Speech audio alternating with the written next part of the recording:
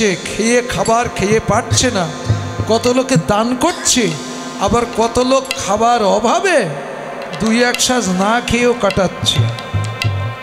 এসব কারা জানেন? এই না খেয়ে মরছে কারা? আর খেয়ে পাচ্ছে না, লোকে দান করে দিচ্ছে, বা কারা? খেয়ে পাচ্ছে না সেও মানুষ, না খেয়ে মরছে সেও মানুষ। এই মানুষের মধ্যে মানুষকে দিয়ে শিক্ষা দেওয়া হচ্ছে, ওটাকেও ভালো করে দেখো। এ জন্মে যা ইনকাম করেছো, তোমার সেই শ্রমের পয়সা যদি সাধু গুরু বৈষ্ণব সেবায়, ভক্ত সেবায়, ভগবানের সেবায় যদি দান করতে পারো, তাহলে ওগুলো ভগবানের ব্যাংকে জমা হয়ে থাকলো। তার ভগবান নে গাড়ি বাড়ি করবে না? পরবর্তীতে যখন আবার জন্ম হবে, তখন তুমি ওগুলো আসার আগে সংসারে পেয়ে যাবে। বুঝেছ? বলো তো, কেউ ধনীর ঘরে জন্ম নেয়, কেউ গরিবের ঘরে জন্ম নেয় কেন? এ জন্মে যে কৃপণতা করে গেছো, শুধু গাদা গাদা করে গেছো, গাড়ি বাড়ি করেছো, 5 পয়সা কারো দাওনি, পরবর্তীতে তোমার ওই কাঙালের ঘরে জন্ম হবে। বুঝেছ? তোমাকে দিয়েছিলাম, কিন্তু তুমি সেটা সৎ কাজে লাগাওনি। এইবার তুমি বোঝো ঠেলাটা কেমন। আর যারা পেটের ওপরেও বাণিজ্য করে কিছু সৎ কাজে দান করে, সেগুলো ভগবান তার জন্যে তুলে রেখে দেয়। পরবর্তীতে যখন আবার কুলে জন্ম হয়, তখন কোনো ধনীর গৃহে কিংবা রাজা জমিদারের গৃহে তার জন্ম হয়, তখন সে খেয়ে পারে না, মানুষের দান করে দেয়। এইভাবে যদি আমরা দানের হাত, সাহায্যের হাত বাড়িয়ে দেই, তাহলে কিন্তু মানুষের মঙ্গল হয়, কল্যাণ হয়। আর যত মানুষের মঙ্গল হবে, প্রত্যেকটা মানুষের মধ্যে আমার ভগবান বাস করে। আপনারা ভগবানের সেবায় দেবেন, ভগবানকে খুঁজে পাবেন, তারপর তো দেবেন। ভগবান কোথায় থাকে তা কি জানেন? ভক্তের হৃদয় মন্দিরে ভগবানের বাসস্থান। এই জগতে যে গুরু ছেড়ে গোবিন্দ ভজে, সে কটা নরকে মাঝে। ভক্ত ছেড়ে ভগবান খুঁজে বেড়ায়, তারাও ওই রকম বেঘোর পথে ঘুরিয়ে মরে। কিন্তু ভক্তাধীন ভগবান, ভগবান থাকে ভক্তের মধ্যে। সেই ভক্তকে সেবা করা মানে সাক্ষাৎ ভগবানের সেবা করা। আজকে আমার এই ভাড়ারিয়া দুর্গা মন্দির প্রাঙ্গণের যে কমিটি দাদা ভাইয়েরা যে নব বৃন্দাবন সৃষ্টি করেছে, এখানে যে ভগবানের সেবার জন্য আয়োজন করেছে, সমস্ত সব কিছু কিন্তু ভগবানের সেবায় লাগছে। কোথায় ভগবান? এই যে আমার চারিধারে বসে আছে, সব জীবিত ভগবান। ভগবান ভগবতীরা সব বসে আছে। কেন? তা না হলে আপনার শাস্ত্র মিথ্যা। বৈষ্ণব শরীরে কৃষ্ণের সতত বিশ্রাম। কৃষ্ণের বিশ্রামাগার হলো বৈষ্ণব শরীর। বুঝেছেন? বৈষ্ণব শরীরে হলো কৃষ্ণের বিশ্রামাগার। এটা কি মুখস্থ বিদ্যা? এটা কি মানেন না শুধু মুখী বলেন? যদি মানেন, জীবিত ভগবান চারিধারে বসে আছে। মানুষ ভগবান। কেন? কৃষ্ণের যত কেউ খেলা, সর্ব উত্তম এই নরলীলা। নর বপু তাহার স্বরূপ। বপু শব্দে দেহ, নরদেহগুলো কৃষ্ণের স্বরূপ। গপ্প বেশ বেণুকর, নবকৈশর নটবর, নরলীলার হয় অনুরূপ। বুঝতে পারলেন? তাহলে কৃষ্ণ গীতায় বলেছেন, হে অর্জুন, আমি নরদেহ ধারণ করি, তাই মূঢ়রা আমায় অবজ্ঞা করে। মূঢ় ব্যক্তি কারা? অজ্ঞান বোকা, নিজের ভালো বোঝে, অন্য কিছু বোঝে না। কিন্তু ভজন জগতে কিচ্ছু বোঝে না, কাম্য জগতেরটা বোঝে। এরা হলো মূঢ়, আমাকে অবজ্ঞা করে। কৃষ্ণ নরদেহ ধারণ করে কি করে? এবার শুনুন। কৃষ্ণ কারোর গর্ভজাত সন্তান নয়। আমরা যেমন আপনাদের পেটে হয়েছিলাম, কৃষ্ণরাম কারোর পেটে হয়নি। কৃষ্ণ হলেন সাধ্য সাধনার বস্তু, কৃষ্ণ হলেন অজনী সম্ভবা, তিনি কোনো জনী সম্ভবা নয়। এই মানুষ যখন গুরুচরণ আশ্রয় করে ভক্তির পাত্র হয়ে ভক্তির গদগদ কণ্ঠে ভজন করে, নিজে ভক্তির পাত্র হয়, হা কৃষ্ণ গোবিন্দ বলে কাঁদে, তখন ভগবান থেকে আর সেই ভক্ত পর্যন্ত একটা সিঁড়ি তৈরি হয়, ভক্তির সিঁড়ি। আমার ভগবান ভক্তের ভক্তি সিঁড়ি বেয়ে আস্তে আস্তে নেমে আসে, নেমে এসে সেই ভক্তের হৃদয় মন্দিরে প্রতিষ্ঠিত হয়। সেই ভক্তের ভিতর দিয়ে ভগবান এই জগতের মাঝারে ব্যক্ত হয়। কিভাবে নরদেহ ধারণ করলো দেখতে পেলেন? এই দেহ নিয়ে ভগবান জগতে লীলা করছে, করেছিল, করবে।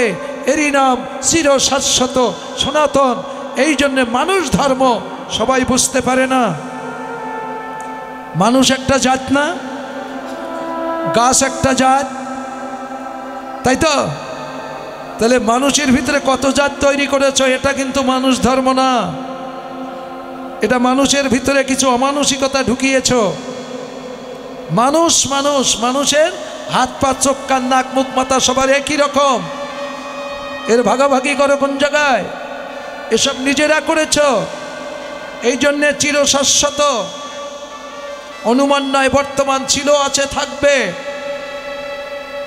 চণ্ডীদাস লিখেছেন, গৌরাঙ্গ মহাপ্রভুর জন্মের আগের কবি চণ্ডীদাস, মানুষ মানুষ সবাই কহয়, মানুষ কেমন জন, মানুষ ভজন মানুষ জীবন, মানুষ পরাণ ধন, মানুষ যাহারা জিয়ন্তে মরা সেই তো মানুষ ভাই, তিমির অন্ধকার যে হইয়াছে পার সহজ মানুষ সেই, কহে চণ্ডীদাস শুনো মানুষ ভাই, সবার উপরে মানুষ সত্য, তাহার উপরে না।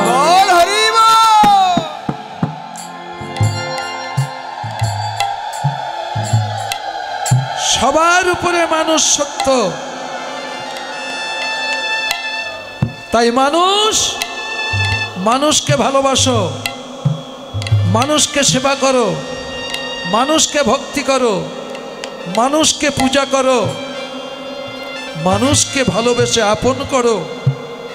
এটাই হলো মানুষ ধর্ম। করি মানুষ মানুষের সঙ্গে হিংসা করি, মানুষ মানুষকে হত্যা করি, মানুষ মানুষকে ধ্বংস করবার চেষ্টা করছি, মানুষ মানুষের ধন সম্পদ লুণ্ঠন করে নিচ্ছি, এটা কি মানুষের ধর্ম? এটা হলো অমানুষের ধর্ম। তাই অমানুষকে মানুষ দান করবার জন্যে, মনুষ্যত্ব জ্ঞান দান করবার জন্যে আমার এই পদাবলী কীর্তন দিয়ে গেছে। যদি কিন্তু অমানুষ মানুষ,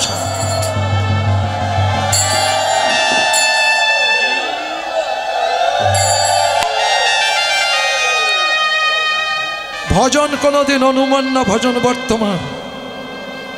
তা আজকের এই ভক্ত সেবা মানে সাক্ষাৎ ভগবানের সেবা।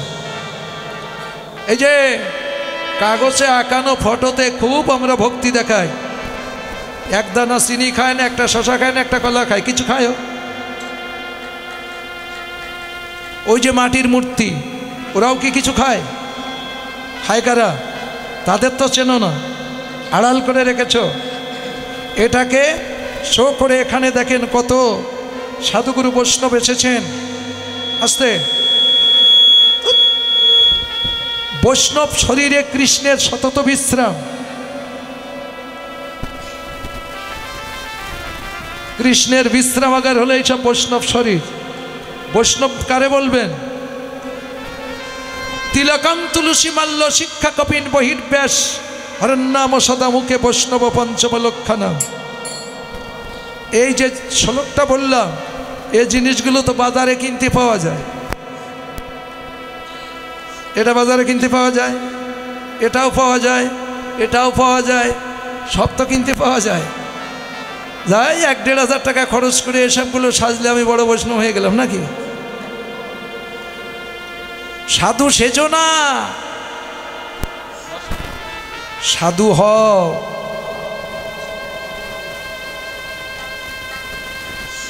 যার তিলক তুলসীর মালা নেই সে কি সাধু না?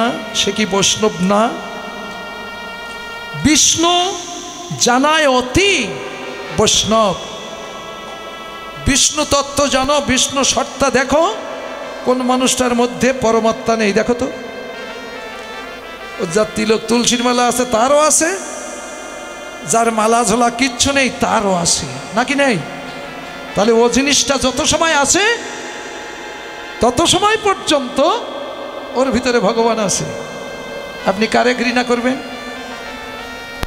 যদি গীতা মানেন, যদি শাস্ত্রজ্ঞ হন, কারে ফেলে দেবেন আর কারে মানবেন? বুঝতে পারছেন?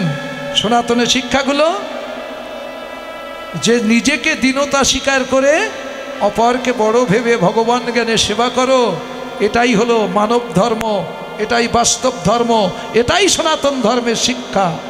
আন্দাজে অনুমানে কিচ্ছু না। কিন্তু আমাদের শিক্ষার একটা কেন্দ্র নেই, এই জন্যে এই শিক্ষাগুলো কেউ মানে কেউ মানে না। স্বেচ্ছাচারিতার মতো যে যার মতো বোঝে, যে যার মতো চলে, যে যার মতো করে। এই জন্যে বেশি দিন টেকসই হবে না। এখনো যদি সচেতন না হয় মানুষ, অচিরেই অস্তিত্ব হারিয়ে ফেলবে। এ বাস্তব। তা যাক, এইভাবে সবার মন মানসিকতা যেন আমাদের মানুষ সেবায় আমরা ব্রতী হতে পারি, মানুষের সেবা করতে পারি। কে কি করলো না করলো ওগুলো দেখার বিষয় না। এই যে সতের শত্রু বেশি, অসতের বন্ধু বেশি। অসতের যতই বন্ধু হোক, ওই অসৎ পথ জীবনে কখনো কোনোদিন টেকসই হয়নি, হয় না, হবে না। অচিরেই তোমার ঘুরে আবার এই সতের সন্ধানে আসতে হবে, হবে, হবে। তাহলে সৎ অসৎ বলে পৃথিবীতে কিছুই থাকবে না। কষ্ট হচ্ছে বলে, তোমার শত্রুতা করছে বলে তুমি যেন ভুল করো না। ভুল করলে কিন্তু সর্বনাশ হয়ে যাবে। তাই বলছে তোমরা সবাই সচেতন থেকো। কানাই রে, জনমে জনমে পাই যেন তোমা হেন ভাই। কানাই রে, তোমা ছাড়া মায়ের কোলেতে শুইয়া থাকি। তোমা ছাড়া মায়ের কোলেতে শুইয়া থাকি। ঘুমাতে ঘুমাতে কানাই কানাই বলে ডাকি। ঘুমাতে ঘুমাতে কানাই বলে ডাকে। ঘুমাতে ঘুমাতে কানাই বলে ডাকি। আমরা ঘুমের ঘরে তোমায় ডাকি। আমরা ঘুমের ঘরে তোমায় ডাকি। রাত্রে যখন ঘুমায়ে থাকি, আমরা ঘুমের ঘরে কানাই তোমায় ডাকি। রাত্রে যখন ঘুমায়ে থাকি, ঘুমের ঘরে তোমায় ডাকি। রাত্রে যখন ঘুমায়ে থাকি, আমরা ঘুমের ঘরে তোমায় ডাকি। ঘুমাতে ঘুমাতে কানাই বলে ডাকে। ঘুমাতে ঘুমাতে কানাই বলে ডাকি। আমরা ঘুমের ঘরে কানাইকে ডাকি। ও মায়েরা, আমরা কয়জন ঘুমের ঘরে কৃষ্ণকে দেখি? আচ্ছা, কৃষ্ণকে দেখার দরকার নেই। কয়জন আমরা গুরুকে দেখি? কৃষ্ণকে তো দেখিনি, তার কৃষ্ণ দেখবো কোথাতে? যেটা দেখেছি সেটাই দেখি। দেখা যায় কি? স্বপ্নের ঘরে স্বামীকে দেখে। কারো স্বামী বিদেশে আছে, ও দিদি জানিস কাল রাত্রি না স্বপ্নে দেখলাম তোর দেবর বাড়ি এসেছে, কত কি এনেছে রে। হ্যাঁ, কত মা ছেলের স্বপ্ন দেখে, ও দিদি জানিস কাল রাত্রির স্বপ্ন দেখলাম খোকা বাড়ি এসেছে, কত কি এনেছে। কত স্ত্রী স্বামীকে, কত স্বামী স্ত্রীকে, কত মা বাবাকে, কত বাবা মা সন্তানকে, কত সন্তান বাবা মাকে। এই তো আমাদের স্বপ্ন দেখা দেখি না, আর কিছু? গুরু গোসাইয়ের কয়জন দেখো? স্বপ্নে গুরু গোসাইয়ের কাছে বসে বসে আত্মতত্ত্ব শিক্ষা নিচ্ছ, এরম স্বপ্নে কয়জন দেখো? কেন? ওই গুরুকে যে দেখে, কৃষ্ণকে সেই দেখে। গুরু কৃষ্ণ ভেদ, এটাই শাস্ত্রের প্রমাণ। এখানে কৃষ্ণ কৃষ্ণ করে ওই প্লেয়ারে মাথা খুঁটুন, কৃষ্ণ এসে আপনাকে বাঁচাক দেখি। দেখি কৃষ্ণ আকাশ থেকে পড়ে না, মাটি ফুড়িয়ে গোজায় না, ফটো ফেটে বেরোয় না, ওই বিগ্রহ হেঁটি আপনাকে এসে রক্ষা করে। কে কৃষ্ণ? গুরুই কৃষ্ণ। এই মানুষে রক্ষা করবে তোমাকে। বিশ্বাস না করে দেখো, মাথা ফাটাও, দেখি কে রক্ষা করে। ডাক্তার বাড়ি কে নিয়ে যায়? এই মানুষে তোমাকে ধরে রক্ষা করবে, জল বাতাস করবে, ডাক্তার দেখাবে, যা কিছু সব এই মানুষই করবে। বুঝেছ? তাহলে সেই মানুষের সঙ্গে যদি তোমরা ঘৃণা করো, আর এদিকে মুখে বলি হরি, কাজে অন্য করি, প্রেম বাড়ি চোখকে বহে না, হরি বল হরি নাম করা তোমার হলো না। আগে এই বিশ্বাসটা করো। মানুষ মানুষকে ভালোবাসো, মানুষ মানুষকে আপন করো। ওই সে ভালোবাসা, স্বার্থের ভালোবাসা, নিঃস্বার্থের ভালোবাসা কোথায়? স্বামীকে ভালোবাসি কেন? স্বামী খেতে দেয়, পড়তে দেয়, কত কিছু মাখোচুকু কিনে দেয়, গয়নাগাটি গড়িয়ে দেয়, তাই স্বামীকে ভালোবাসো। তাহলে স্বার্থ পাওয়ার জন্যে। আর আমার বউকে দেই কেন? বউ আমার সংসারে কাজ করো, সব করে, ও আমাকে অত্যন্ত ভালোবাসে, তাই আমাকে। সব স্বার্থ। বুঝেছ? গোবিন্দ ভজনে কোনো স্বার্থ থাকে না। যেমন রাধারানীর স্বার্থ কি ছিল জানো? ও কৃষ্ণ যদি আমাকে কাঁদিয়ে সুখী হয়, আমি সেই সুখে সুখী। কৃষ্ণ যদি আমার কাছে পেয়ে সুখ পায়, আমি তাতে সুখী। কৃষ্ণ যদি আমার দূরে ফেলে দিয়ে সুখ পায়, আমি তাতে সুখী। আর গোপীদের কি সুখ ছিল জানেন? রাধা কৃষ্ণের দুজনার যুগল করাতে পারলে আমাদের সেই সুখ। তাহলে ওরা যদি সুখী হয়, সেই সুখে আমরা সুখী। এখানে কোনো কামের গন্ধ পাচ্ছ নাকি? একে বলে নিষ্কাম প্রেম, আর আমাদের হলো সকাম। এটাকে প্রেম বলে না। প্রেমের ধ্বংস হয় না, আর কামের ধ্বংস হয়। প্রেমটা এমন জিনিস, ধ্বংসের শত কারণ থাকতেও ধ্বংস হয় না। সেটাই হলো প্রেম। সেই প্রেমই ঈশ্বর, ঈশ্বরই প্রেম। ঠিক আছে? সেটাই শিক্ষা দেন সনাতন। তাই আজকের মায়ের কোলে বসে গোপাল দুলছিল, এখন রাখালেদের সঙ্গে কৃষ্ণের কথা হচ্ছে। রাখালেরা বলছে, কানাই বেশ তো আরাম করে ননি খালি, গোষ্ঠে যাবি না? এই আমার সব বেশভূষণ দেখে তোদের কি মনে হচ্ছে আমি গোষ্ঠে যাব না? আমাকে দেখে তোরা বুঝতে পারছিস না?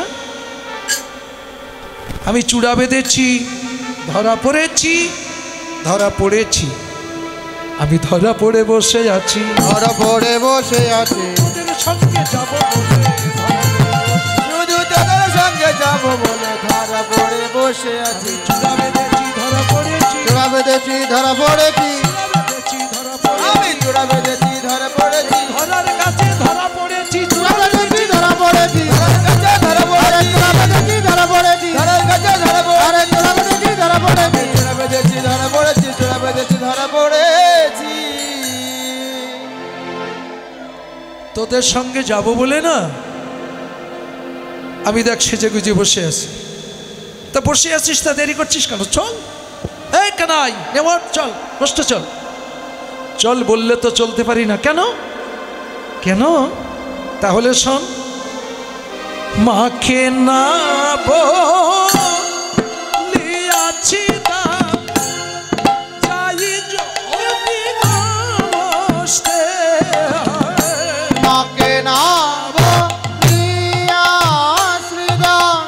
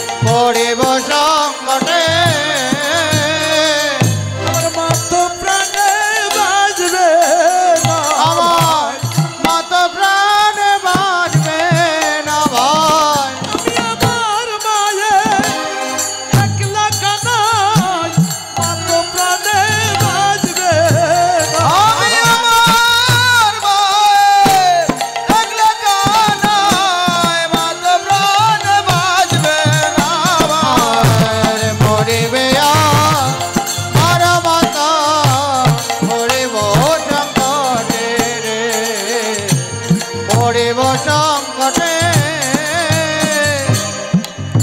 এই কানা, এই আবার একটা মিথ্যে কথা বলল। কি মিথ্যে কথা? ওই যে মাকে না বলে গেলে মা মরে যাবে। ও দাদা, এটা মিথ্যে কথা না? ও মায়েরা, আপনারা কি মরেন নাকি? আমাদের মতন শয়তানার তো কত তারিখ আপনাদের না বলে এদিক ওদিক কত দিক চলে যায়, তা আপনারা কি মরি যান? এ কানাই, মাকে না বলে গেলে মা যদি মরে যেত তা আজকে বৃন্দাবনে এতটা মা আসতে পারত না। আর শুধু তার বাস্তব প্রমাণ আমরা তো কত তারিখ মাকে না বলে তোর সঙ্গে গোষ্ঠে যাই, বাড়ি যেয়ে তো আবার জীবিত মা পাই। কত তারিখের এরম ঘটনা ঘটে, মাকে বলার সময় পাই না, মাকে না বলে গোষ্ঠে যাই, কিন্তু বাড়ি এসে তো জীবিত মা পাই। কই আমাদের মা তো মরে না। বলছে তোদের মা আর আমার মা কেন? তোমার মা মা আর আমাদের মা মা না? হ্যাঁ, মার সবই, কিন্তু একটু তারতম্য আছে। কি? তোদের জন্যে তোদের মা নাড়ি কেটেছিল, আমার জন্যে আমার মা ওসব কাটাকাটি করে নাই। এখানে যে কটা এসেছি সব কটা নাড়ি কাটা না? কি মায়ের খাদ্য নাড়ি আমার নাড়ি এক ছিল না? ওই মায়ের পেটের মধ্যে যে টিউবের মধ্যে আপনি আমরা ছিলাম, ওর মধ্যে কি ফার্স্ট ক্লাস, এ ক্লাস, হাই ক্লাস বাজে জলের ভিতরে ছিলাম না? ওই জল যদি এক ঢোক খেতাম তো বেঁচে আসতে পারতাম, ওইখানে হয়ে যেত। কিন্তু ভগবানের কে অসীম করুণা দেখো, এক ফোঁটা কোনোদিন মুখে কেউ খায়নি। যেদিন ভূমিষ্ঠ হয়েছি তারপরে মুখের খাবার খাচ্ছি, তখন নাড়ি কেটে ভাগ করে দিল, আর আমার খাদ্যের দরকার হবে না। দিল না? তাহলে এখানে সবাই আমরা নাড়ি কাটা ধন, গর্ভজাত সন্তান। আর কৃষ্ণের জন্য কি যশোদা নাড়ি কাটছিল? ও কি পেটে হয়েছিল কারোর? ও সাধ্য সাধনার ধন, বুঝেছিস? মা আমার কত সাধনা করে তাই পেয়েছে। কানাই, হ্যাঁ, খুব তো মায়ের একার প্রশংসায় চতুর্মুখ হয়ে গেছ। তোমার মা তো যশোদা মা, তা তোমার মায়ের চেয়ে না আমাদের মা অনেক ভালো। আচ্ছা, ভালো মন্দ হলে মাতৃনিন্দা এসে যায় না? কৃষ্ণ লাফিয়ে পড়েছে, বলছে না তোদের মা ভালো না, আমার মা ভালো। শ্রীরাম সুবন বলছে কানাই তুই চিৎকার করিস না, তোর মায়ের চেয়ে আমাদের মা অনেক গুণে ভালো। বলছে না তোদের মা ভালো না, আমার মা ভালো। বলছে না কানাই তোর মা ভালো না, আমাদের মা ভালো। কৃষ্ণ তখন রেগে যেয়ে বলছে যারা আমার মাতৃনিন্দা করে তাদের মুখ দেখা তো দূরের কথা, তাদের সঙ্গ করতে আমার ইচ্ছা করে না। যা, চলে যা, আমি গোষ্ঠে যাব না তোদের সঙ্গে। আমি জগতে সবই সইতে পারি, আমি মাতৃনিন্দা সইতে পারি না, তোরা চলে যা, আমি গোষ্ঠে যাব না। এই যখন কৃষ্ণ ঘুরে দাঁড়িয়েছে, রাখালেরা তো বিপদে পড়ে গেছে। এদিকে বলরাম বলছে কই কানাই তো এখনো আসে না, সেই কখনো বেরিয়ে গেছে, এখনো মা আমাদের সাথে গোষ্ঠে যাচ্ছে না, গোষ্ঠীর বেলা বয়ে যাচ্ছে। তখন বলরাম রাস্তায় দাঁড়িয়ে দাঁড়িয়ে না ফেরে এবার কানাইকে ডাকতে আসছেন।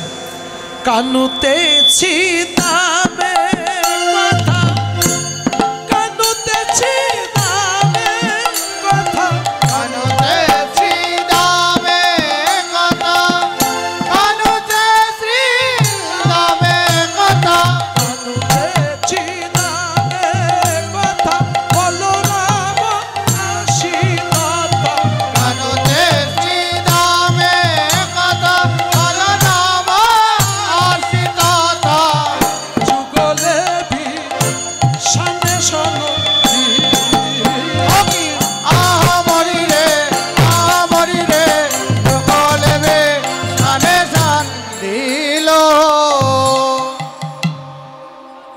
কানাই,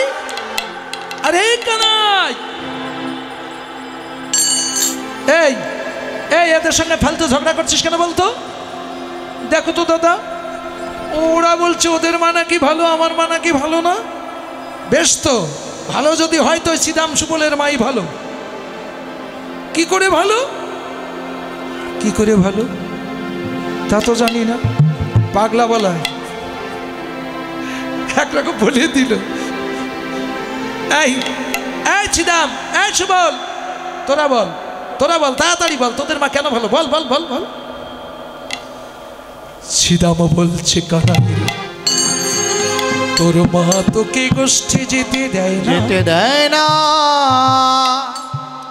তোর মা চিন্তা করে যদি আমার গোপালের কোনো বিপদ হয়, বিপদ হয়। কানাই রে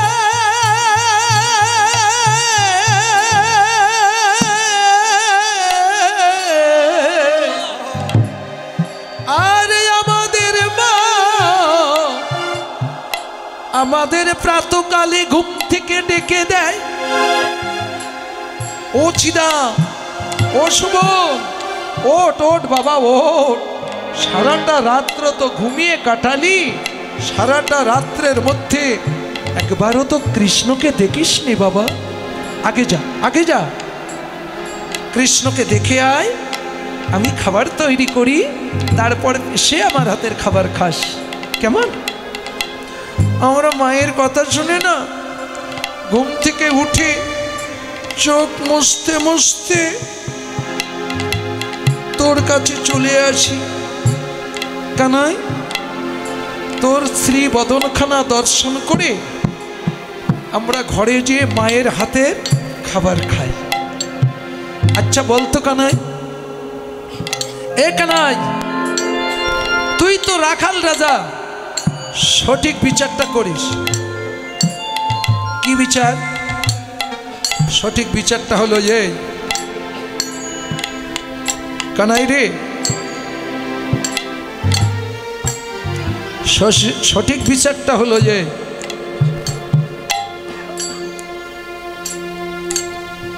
আচ্ছা বলতো কানাই, এই জগতের মধ্যে যে মা নিজের ইন্দ্র সুখের বাঞ্ছা পরিপূর্ণ করবার জন্য সন্তানকে ভগবানের ভজনের পথ দেখাইয়ে দেয় না, এও এক জাতীয় মা আছে না? এও এক মা। আবার কোনো মা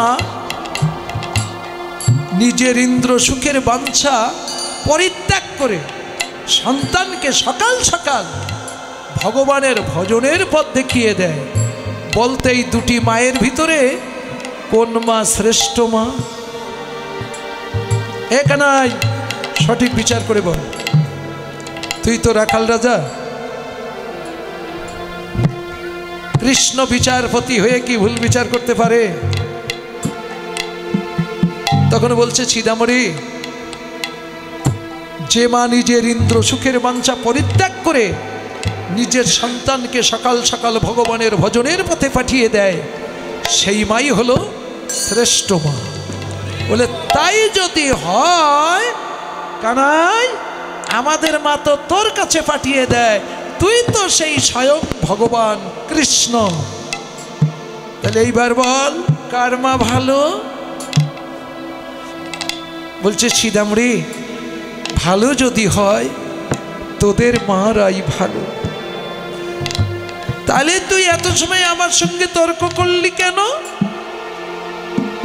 শ্রীদাম কেঁদে ফেলেছে। শ্রীদাম যতটুকু কাঁদে, শ্রীদামের কণ্ঠ জড়িয়ে ধরে আমার কৃষ্ণ তার দ্বিগুণ কাঁদে। ও ভাই শ্রীদাম রে, শ্রীদাম রে,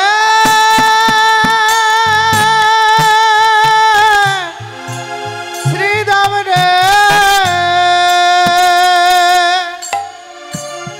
আমি যদি একটু ঘুরে না দাঁড়াতাম, এত বড় সত্য কথা কোনদিন তোর মুখ দিয়ে পৃথিবীর মাঝে প্রকাশ হতো না। প্রকাশ হতো এটাই আমার লীলা, এটাই আমার খেলা। তোর বদন দিয়ে সত্য প্রকাশ করবার জন্য আমি একটু ঘুরে দাঁড়িয়েছিলাম। কাঁদিস না ভাই, দুঃখ করিস না, তোদের মাই ভালো। বুঝলে তো বৃন্দাবনের মায়েরা কোন মা ভালো? কোন মা? যে মা সকাল সকাল সন্তানকে ভগবানের ভজনের পথ দেখিয়ে দেয়, সেই মাই ভালো। ভগবানের ভজন কি সংসার ধর্ম ত্যাগ করে ভগবান ভগবান করা না। তোমার সন্তান স্কুলে যায়, স্কুলে যাওয়ার আগে ঠাকুর দাদা ঠাকুরমা মা বাবাকে ভক্তি প্রণাম করে যাক। স্কুলে যাওয়ার আগে মানে খেয়ে তারপর তো যাবে, খাওয়ার আগে ঠাকুর ঘরে যেয়ে ঠাকুরের চরণে একটা তুলসী দেখ, দুটো চারটে কি এক পৃষ্ঠা করে প্রত্যেক দিন গীতা অধ্যয়ন করুক, পড়ুক। ও সংস্কৃত পড়ার দরকার নেই, ও যদি বাংলা অনুবাদও পড়তে পারে তাই পড়ুক। গীতা পড়ুক, একটা তুলসী দেখ, বাবা মাকে ভক্তি করুক। এগুলো শিক্ষা কোথার থেকে আসে? এগুলো আমাদের কোনো ক্লাস করে শিক্ষা দেওয়া হয় না। এই শিক্ষার মাস্টার হলো প্রত্যেকটা সংসারের মায়েরা।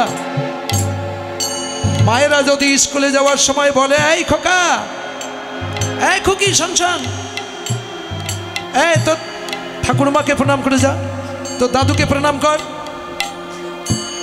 দাদুর মাথায় যদি কিছু থাকে দাদু বলবে, দাদু ভাই আমাকে না, মাকে প্রণাম কর, মাকে প্রণাম কর।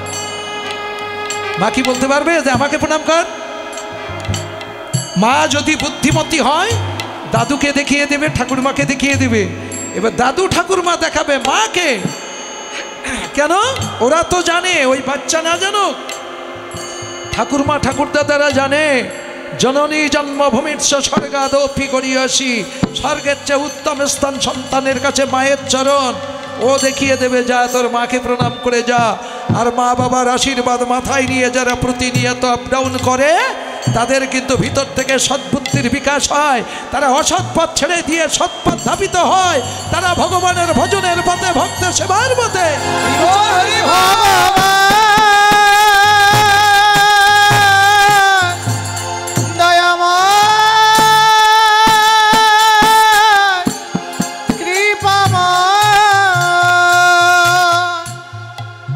এটাই হলো আমার সনাতন ধর্মের শিক্ষা, বুঝেছেন? কিন্তু এখানে তো কথাগুলো মেনে নিতেও পারেন, নাও নিতে পারেন। এখানে কোনো চাপ সৃষ্টি করা হয় না। কথাগুলো মেনে নিতেও পারেন, নাও নিতে পারেন। নিলেও আমার কিছু আসে যায় না, না নিলেও কিছু আসে যায় না। কিন্তু আপনারা এসেছেন নেওয়ার জন্য, আর আমি এসেছি দেওয়ার জন্য। কিন্তু আমি দিয়ে গেলাম, কিন্তু আপনি নিলেন না, আমার কিছু করার আছে? কিন্তু এই পড়াটা যদি কালকে আবার এখানে ক্লাস করা হতো, যে কি কি করেছো দেখি একটু শুনি, এরকম কোনো সিস্টেম আছে?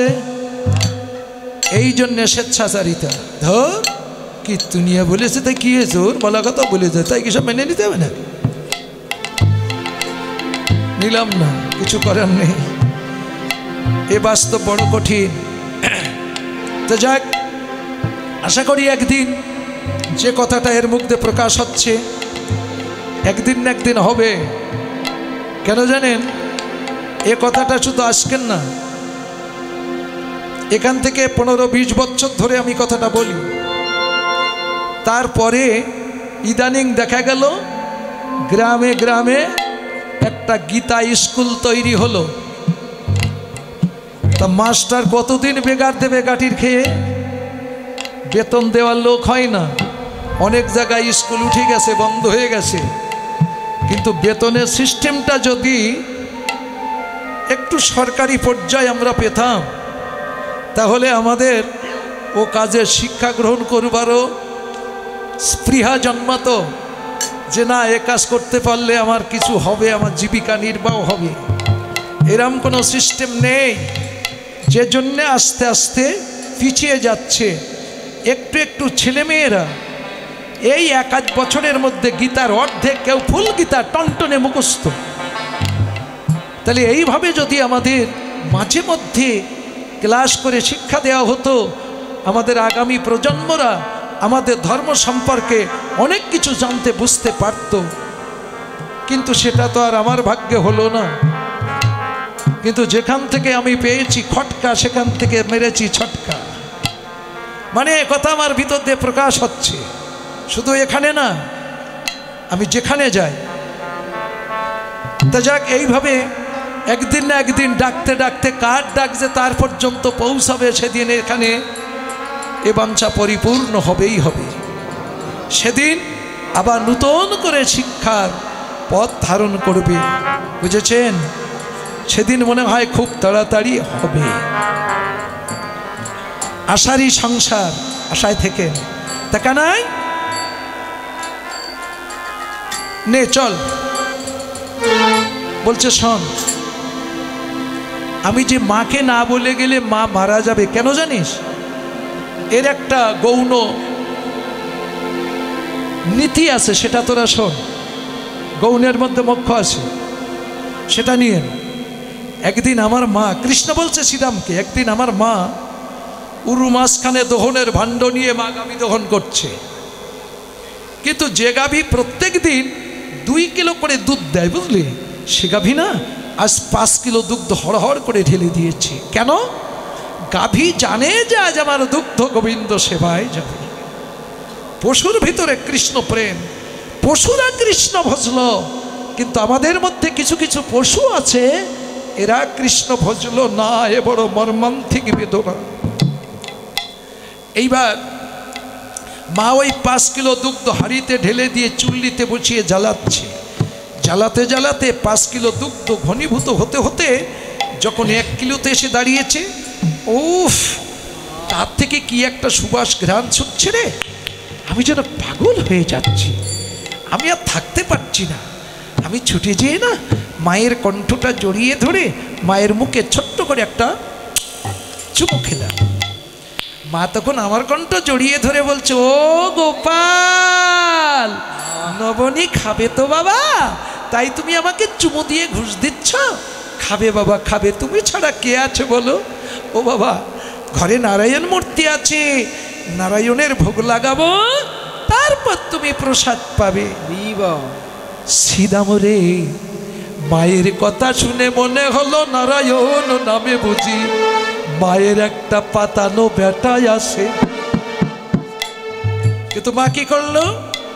সেই নবনী নিয়ে ঘরে যেয়ে অন্য দিন বেদির নিচে সেবা দেয়, নারায়ণের বেদির নিচে সেবা দেয়। আর আজকে মা কি করেছে জানিস? চিকিতি করে ওই উপরে চিকিতি তুলে রেখেছে। ওইখানে তুলে রেখে নারায়ণের বিগ্রহের সামনে গললগ্ন বসনে কাঁদছে আর বলছে, ওগো নারায়ণ, আমি জানি না তোমার ভজন, জানি না তোমার পূজন, কিভাবে তোমার সেবা করে আমি তাও জানি না। ওগো নারায়ণ, তোমার সেবার বস্তু আমি এখানে রেখে গেলাম, তুমি যত শীঘ্র পারো এসে প্রসাদী করে যেও, প্রসাদী করে যেও। শ্রীদামরের সেদিন মায়ের ক্রন্দন শুনে আমি বুঝলাম, আমি যে সেই নারায়ণ আমার মা তো তা জানে না, জানে না। মা যদি জানতো যে আমার গোপাল সেই ভগবান, কান ধরে শাসন করতে পারতো? এই যে নবলক্ষ ধেনুর গোছান দেওয়া রশি দিয়ে কি বাঁধতে পারতো? ঘরে তালাবন্দি করে রাখতে পারতো? বুঝতে পারছেন? মা জানে আমার গোপাল। কৃষ্ণ কোনোদিন ধরা দেয়নি। কেন? ধরা দিলে পার মার কাছ থেকে এই মধুর শাসনগুলো পাবে না, বাৎসল্য প্রেম রস তার আস্বাদন হবে না। তাহলে মার ভিতরে এমন প্রেম দিয়েছে, মা কোনোদিন আমাকে ভগবান জ্ঞানে জানবে না, জানবো আমার গোপাল। বুঝেছেন? বাৎসল্য প্রেমটা এমন। কোনো মায়ের সন্তান যদি দেশের প্রধানমন্ত্রীও হয়, মায়ের কাছে কিন্তু সেই ছোট্ট খোকা ছাড়া আর কিচ্ছু না। যতই জ্ঞানী গুণী পণ্ডিত হোক মায়ের সন্তান, মার চেয়ে যে বেশি বুঝবে সে কিন্তু মূর্খ ছাড়া কিছু না। তার প্রমাণ আমার পদাবলী কীর্তন। স্বয়ং ভগবান কেমনভাবে মায়ের সঙ্গে লীলা করছে, এগুলো তো আমাদের বোঝার বিষয়, শেখার বিষয়। আমরা মা বাবার চেয়ে বেশি বুঝি। অল্প অল্প পোলাপানের দল মা বাবার চেয়ে এক লাইন বেশি বুঝে বসে আছি। তোমাদের কপালে নরক, কষ্ট, দুঃখ ছাড়া আর কিচ্ছু জুটবে না। হতভাগার কথাটা তোমরা খাতায় লিখে রাখো। মা বাবার চেয়ে বেশি বুঝলে কি অবস্থা হয় সেটাই তোমাদের হবে। মা বাবা কষ্ট পায় না? সে কষ্ট করে মানুষ করেছে না, খাওয়াইয়ে পড়াইয়ে বড় করেছে না? তুমি তার উপরে মাতব্বরি করো কেন? ও তো ইচ্ছা করলে তোমাকে তো আতুর ঘরে মেরে দিতে পারত। তোমাকে বাঁচিয়ে রেখেছে, তোমার কাছ থেকে একটু আদর যত্ন সেবা সে শেষকালে পাবে। তুমি কি করছো? প্রতি কথায় কথায় পদে পদে তাদের কষ্ট দিচ্ছ। এ কষ্টটা দ্বিগুণ আকারে তোমাকে গ্রহণ করতে হবে। তার জন্য তুমি নিজেকে তৈরি করো। যত কষ্ট দিচ্ছ এ দ্বিগুণ আকারে কষ্ট তোমাকে এখান থেকে পেতে হবে, তারপর পৃথিবী ছেড়ে চলে যাবে। এর আগে না। এখানে বেরলে এখানে শোধ করা লাগবে, এটাই বাস্তব। তা আজকে তখন আমি কি করলাম জানিস? আমি মা যখন কেঁদে কেটে ঘর থেকে বেরিয়ে গেল, আমি চুপি চুপি মায়ের ঘরে ঢুকে গেলাম। ঢুকে যেয়ে তখন আমি যেয়ে দেখি, হোমা বেদির নিচে সেবা দিয়েছে, এখানেও দেখেন ওখানেও দেখেন। আর আমার মা রেখেছে ও চিকিতে করে উপরে। আমি কি করব? ও তো আমাকে দিয়ে গেছে আমার মা। তা মা দিয়েছে আমাকে চুরি করে, তাহলে ও মাল আমাকে খেতে হবে চুরি করে। জইছে তৈছে। কিন্তু আমি মানুষ তো ছোট্ট মানুষ, কিন্তু ওখানে আমি হাতে পাচ্ছি না। তখন আমি কি করলাম? আমার মাথায় বুদ্ধি আসে, আমার কাছে যন্ত্র আছে কি বাঁশি, জঠর অঞ্চলে গোজা আছে, টেনে বাহির করলাম। বাহির করে তলদেশে দাঁড়িয়ে খোঁচা দিলাম। খোঁচা দেওয়ার সাথে সাথে ভাণ্ড ছিদ্র হয়ে গেছে, সরু ধারে ননি পড়ে যাচ্ছে। কর পাততে গেলাম, না না না, করে মেখে গেলে মা ধরতে পারবে। আঁচল পাততে গেলেও না না, আঁচলে মেখে গেলেও মা ধরতে পারবে। এটা সেটা পাতাপাতি না করে তখন কি করলাম জানিস? ও তো পড়ে যাচ্ছে আর আমি তো তলায়। তখন আমি হা